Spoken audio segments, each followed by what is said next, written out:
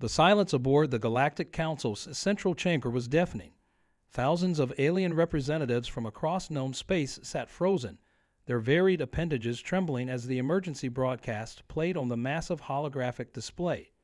The Devourers, a nightmarish species of silicon-based life forms that consumed entire worlds, had breached the quantum barrier protecting the Andromeda Galaxy. Our galaxy was next.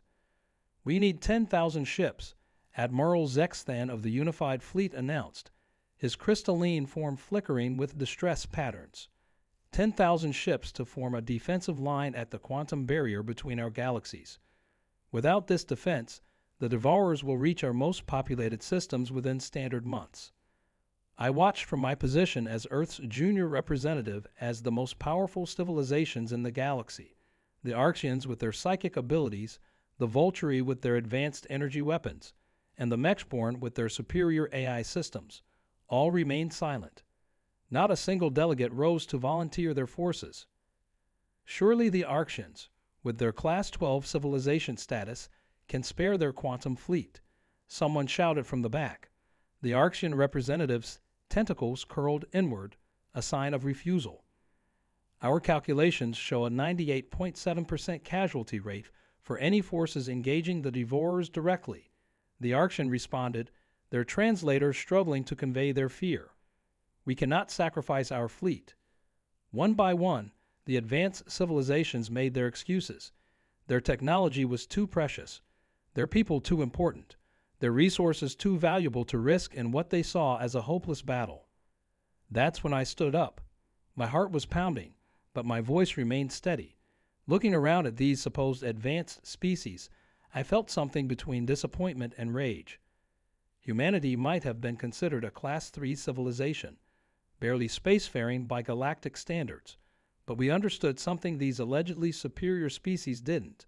Sometimes you had to stand up and fight, even when the odds seemed impossible. "Earth will answer the call," I declared, my voice echoing through the chamber. "We'll commit our entire fleet." Murmurs of disbelief rippled through the assembly. A Class 3 civilization volunteering to face the Devourers? It was unheard of. Our ships were practically primitive by their standards, using conventional fusion drives and kinetic weapons, while they wielded antimatter cannons and quantum torpedoes. "Representative," Admiral Zexthan's translator crackled, "your species' vessels. They wouldn't last 5 minutes against the Devourers. This is suicide." I smiled, thinking of humanity's long history of facing overwhelming odds. Maybe, but while your mighty civilizations cower, watching our galaxy face extinction, humanity will stand and fight. We may be technologically inferior, but we have something you seem to have lost in your evolution: courage. The chamber erupted in shocked gasps and angry retorts. I continued, my voice growing stronger. "We've studied the Devourers' attack patterns. They've never faced a species willing to sacrifice everything to stop them. They've never encountered human determination, and most importantly, they've never had to deal with humanity's greatest weapon, our unpredictability." I transmitted our battle plans to the central computer. As the details appeared on the holographic display, even the most skeptical aliens leaned forward in their seats. Our strategy was unorthodox, possibly insane, but it just might work. So, I concluded, looking around the chamber, you can either watch from your safe distances as humanity fights to protect your worlds, or you can find your courage and stand with us. The choice is yours, but we launch in 48 hours either way. As I sat down, the chamber remained silent, but this time it was different.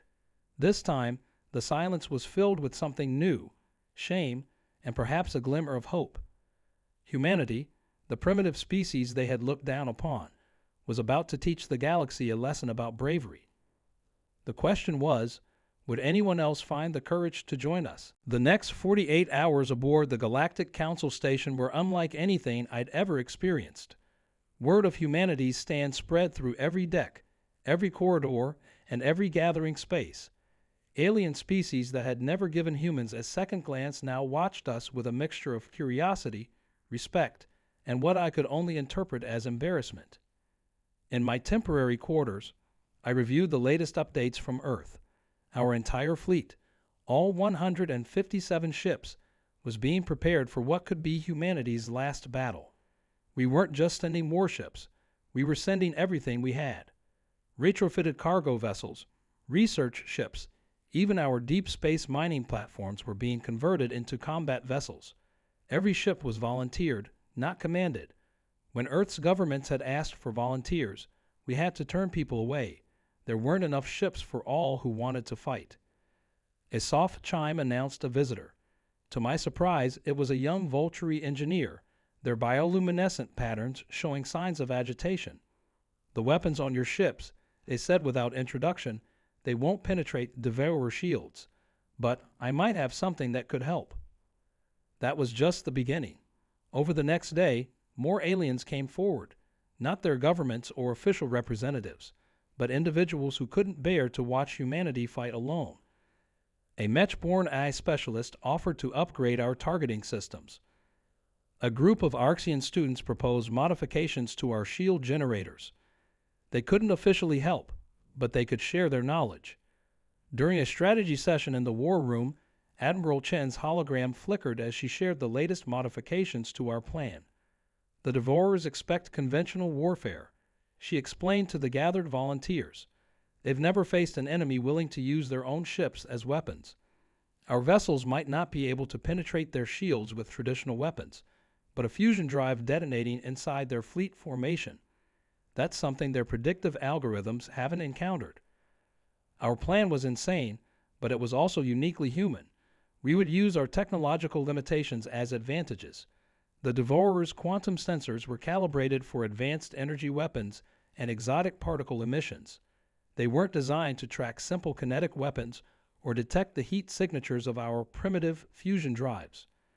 As the launch window approached, I received an encrypted transmission from an unexpected source. The Arxian representative's daughter, breaking every protocol of her species, had gathered data about her people's previous encounters with the Devourers. "Their hive mind has one weakness," her message read. "They've evolved to process complex data streams, but struggle with chaotic, unpredictable patterns. Human minds, they're different from ours. More random, more creative. Maybe that's what we need." 30 minutes before our scheduled departure, the council chamber was filled again, this time for an emergency session. The Mech-born representative, their metallic face unreadable, stood to address the assembly. "We have calculated the probability of humanity's success at 0.1%. However," they paused, their processors whirring, "we have also calculated the probability of our species' survival if we do nothing. That number is 0. The chamber erupted in debate. I watched as the advanced species argued among themselves, their fear battling with their pride. Our ships were already preparing to depart. We didn't need their permission or their approval.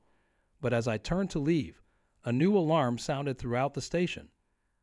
The Devourers had accelerated their advance. They would reach the quantum barrier in 12 hours, not the 48 we had planned for. Our carefully crafted strategy, our modified ships, our trained crews, everything would have to be adjusted on the fly. And then, just as panic began to spread through the chamber, another alarm sounded, but this one was different. Someone else had just committed their fleet to the defense force. The question was, who had finally found their courage? Through the massive observation windows of the council station, I watched as the impossible happened. A fleet of sleek, crystalline ships, Zetherian vessels, dropped out of quantum space. The Zetherians, a species known for their strict policy of neutrality in galactic conflicts, had chosen to fight. Their ambassador's voice echoed through the chamber. "If humans can face extinction for a galaxy that has given them nothing but contempt, we can do no less." The next few hours became a blur of activity. More ships arrived, not entire fleets, but volunteers from dozens of species. 100 Mech-born corvettes, their hulls gleaming with fresh war paint. 30 Volturi dreadnoughts, their crews defying direct orders from their government. Even a small contingent of Arxian scout ships joined our ranks, piloted by the same youth who had been secretly helping us modify our vessels. From the bridge of the Earth flagship, Humanity's Stand, I watched our Ractic fleet take formation. Our 157 human ships have been joined by roughly 600 alien vessels, far short of the 10,000 needed, but each one crewed by volunteers who had chosen to stand with humanity. Admiral Chen's voice crackled over the comm. All ships, battle formation Delta. Remember, we're not here to die gloriously. We're here to win impossibly. The quantum barrier between galaxies loomed ahead, a shimmering curtain of energy that stretched across space. Beyond it, our long-range sensors detected the Devourers, a vast swarm of crystalline ships that seemed to consume light itself. Their numbers were staggering, easily 100 times our own. Multiple quantum ruptures detected. Our sensor officer shouted, "The Devourers are beginning their crossing." The plan was simple, though executing it would be anything but.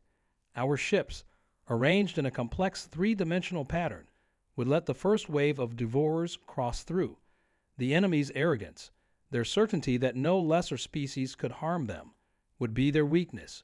They wouldn't expect our ships, especially the primitive human vessels, to be carrying modified quantum warheads courtesy of our new allies. First wave crossing in 3, 2, 1. The barrier rippled as the Devourer vanguard pushed through. Their ships were massive, each one larger than our largest dreadnought. As they emerged, their sensor beams swept across our fleet. I could almost feel their dismissal as they classified most of our ships as non-threats. That's when everything went wrong. A sudden burst of quantum energy from the barrier indicated more ships crossing, far more than we'd anticipated. The Devourers hadn't sent a vanguard. They'd committed their entire force. Our carefully planned trap was about to become a desperate last stand. All ships, hold formation. Admiral Chen's voice remained steady despite the chaos. Humanity didn't come here to run. Neither did our allies. Execute Emergency Protocol Phoenix.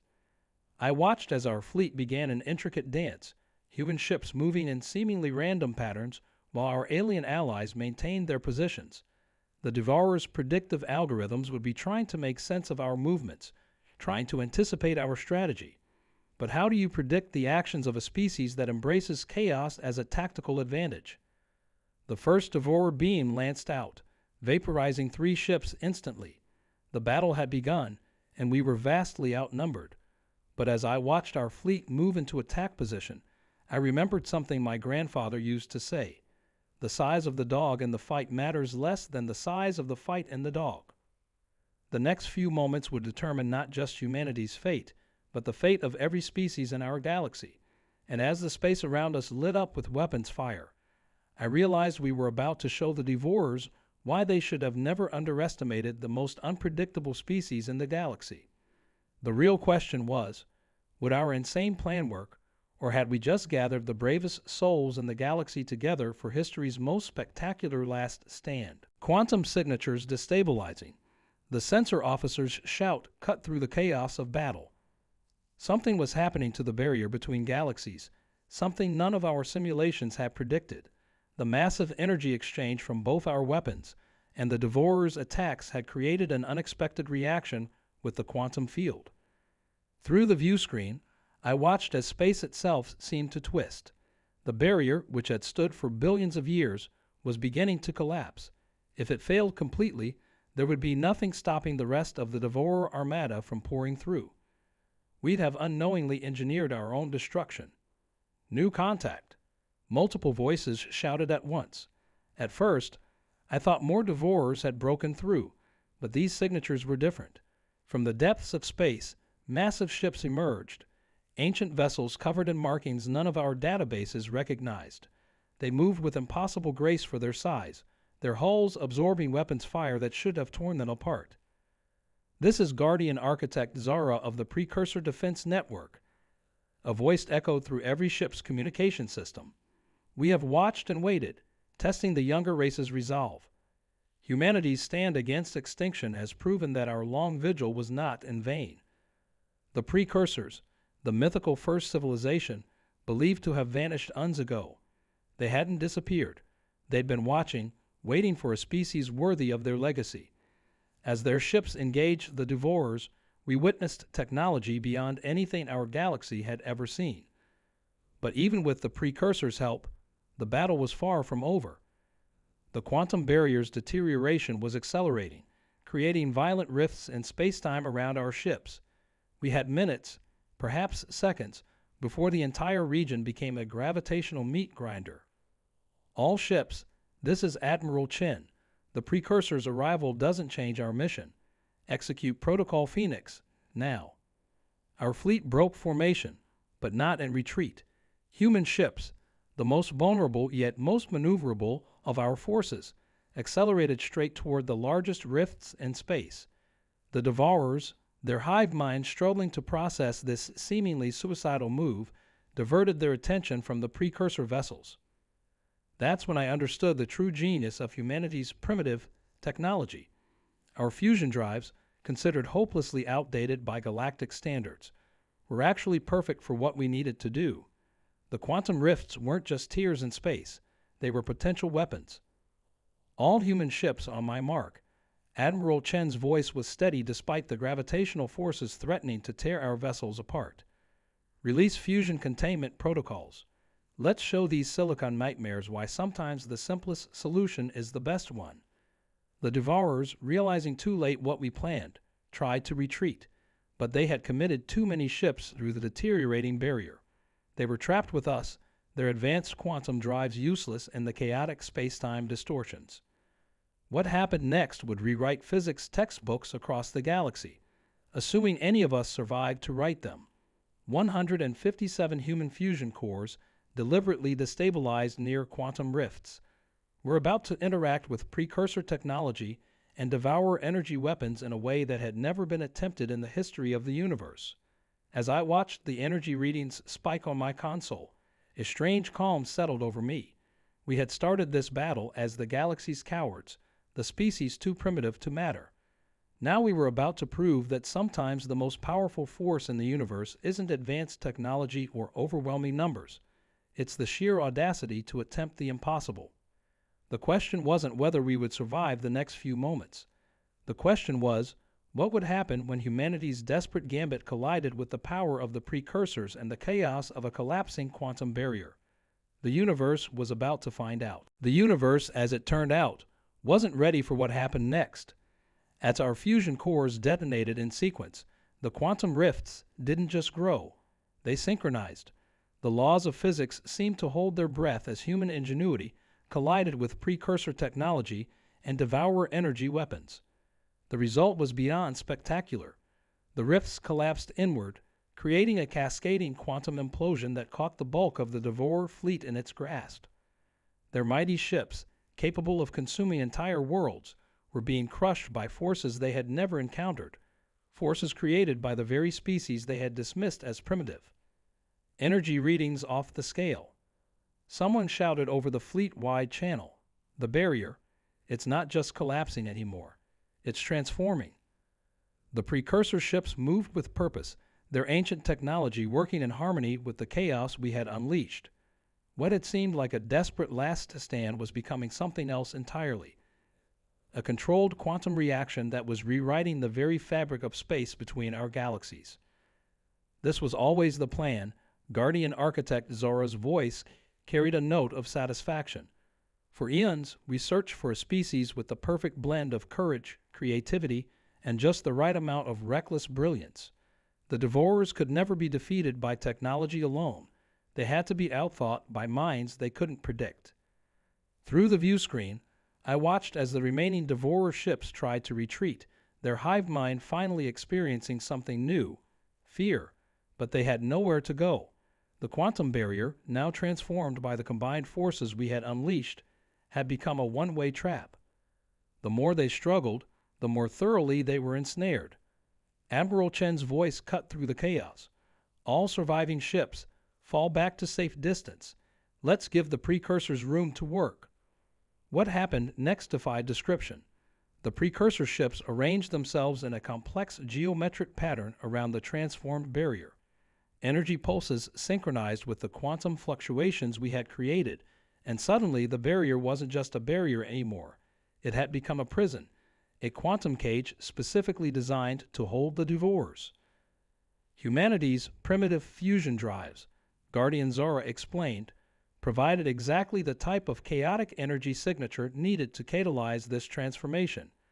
Your willingness to sacrifice everything to save others proved you were ready for the truth. The galaxy's greatest defenders need not be its most technologically advanced. But as our fleet regrouped, celebrating what seemed like an impossible victory, our sensors detected something alarming. The quantum prison wasn't just holding the Devourers, it was changing them. The silicon-based life forms were being transformed at the molecular level. Not destruction, Guardian Zora explained, but evolution. The Devourers were once like us, before fear and hunger corrupted them. Your sacrifice today hasn't just saved our galaxy, it's given them a chance at redemption. Looking around at our battered fleet, human ships alongside vessels from a dozen different species, all having chosen to stand together, I realized we had achieved something far greater than victory. We had proven that courage wasn't measured in technological advancement or military might, but in the willingness to stand up when every logical calculation said to stand down. As the quantum prison stabilized, a final transmission came through from a signal we had never detected before. It was coming from inside the transformed barrier, from the changing Devourers themselves. The message was simple, but it changed everything we thought we knew about our ancient enemy. We remember who we once were. Thank you for helping us remember. The galaxy would never be the same, and humanity, the species that had been dismissed as primitive, had helped write its new chapter, not through superior technology or overwhelming force, but through the uniquely human traits that had seemed like weaknesses: unpredictability, determination, and the courage to face impossible odds. The question now wasn't about survival anymore. It was about what we would do with the tomorrow we had fought so hard to secure. 6 months after the Battle of the Quantum Barrier, as it came to be known, I stood once again in the Galactic Council chamber. The atmosphere couldn't have been more different. Where once there had been fear and division, now there was a sense of shared purpose. The empty seats belonging to those who had fled during the crisis remained vacant, a reminder of the choices made when facing extinction. The precursors, true to their word, hadn't simply disappeared again. They had established a new academy on a previously unknown world, where representatives from every species could learn from their ancient wisdom. But they weren't just teaching advanced technology. They were teaching something far more important: courage, unity, and the power of unpredictable thinking. More surprising was the quantum prison's effect on the Devourers. As their transformation continued, fragments of their original consciousness emerged. They had been peaceful explorers once, before a catastrophic event in their history led them to modify themselves for survival at any cost. Now, with the prison acting as a chrysalis, they were slowly returning to their original form.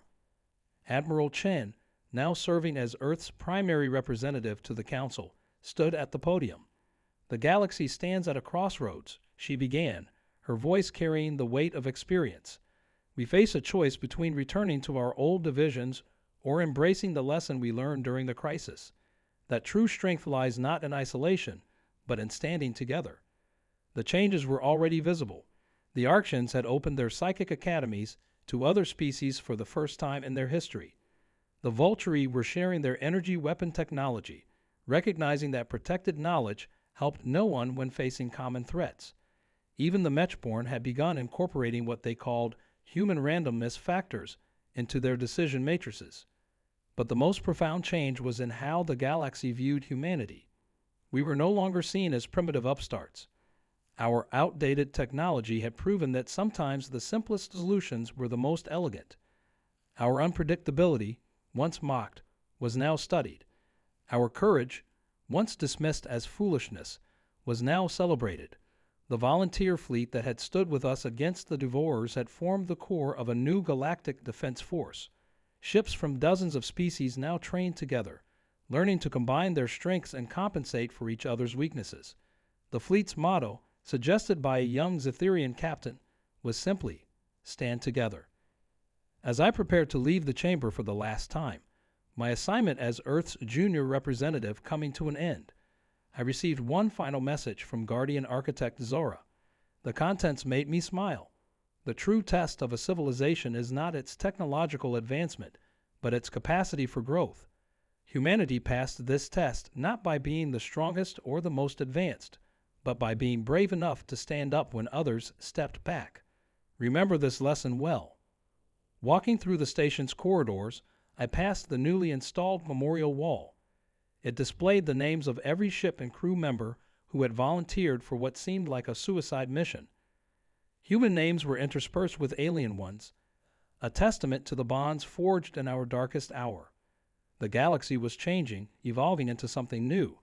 The quantum barrier, now a shimmering reminder of our victory, stood as both warning and promise, a symbol of what could be achieved when fear was replaced with courage, when division was replaced with unity, and when species stood together regardless of their differences. As my transport prepared to depart for Earth, I took one last look at the massive station. A group of young aliens, Arctian, Volturi, and human children, played together in one of the observation decks, their laughter echoing through the corridors. Perhaps that, more than anything else, was the true victory we had won. The cowards had become heroes, the primitive had become teachers, and the galaxy had learned that sometimes the most powerful force in the universe was simply the courage to stand up and say, "No further."